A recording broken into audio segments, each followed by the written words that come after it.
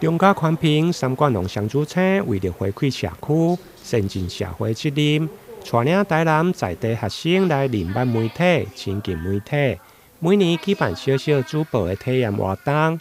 今年的寒假，都有多納文理補習班來申請，分別有北區甲南區兩個分校，分2講4個梯次，總共200位學童到公司來參訪。佇個補習班的老師甲主任的帶領，每一梯大約有28位的學童，分做國小低年級甲中高年級。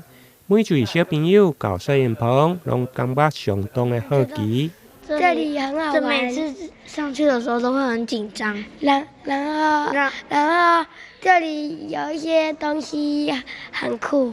現場除了節目主持人的介紹節目製作的流程，另外還有攝影設備的操作，尤其大型的攝影機，每一位小朋友攏相當的好奇，小姐輪流來體驗要安怎操作。因為鏡頭也可以動，這邊有一個觀景窗，有沒有？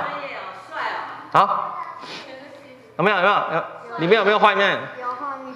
對，有畫面哦。左手，右手，有沒有？好，你有看過攝影機？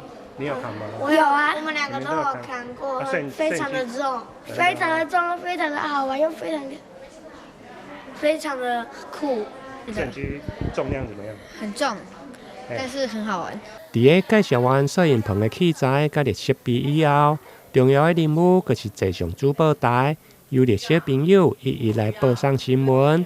雖然是第一屆上主播台，有一寡心內可能會驚，不過大部分攏表現了袂歹。來自多納的小學員今日前往台南雙子星有線電視台，展開了一場精彩的攝影棚參訪體驗。活動中，學員們不僅親自操作專業的攝影設備，還了解了節目的完整流程。透過近距離的體驗，孩子們紛紛表示好玩又長知識。接下來，透過鏡頭，讓我們一起來看看。上主播台呢？會緊張，只是會有一種就是成就感。好，那同學你呢？是第一次，所以剛上去會有點緊張，但是順的念完之後就可以，就念完就是也是會有一點成就感。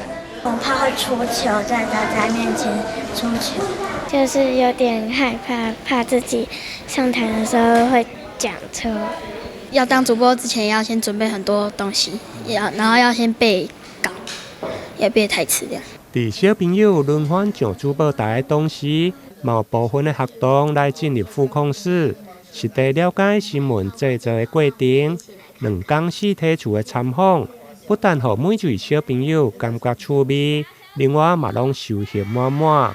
台南新聞綜合報道。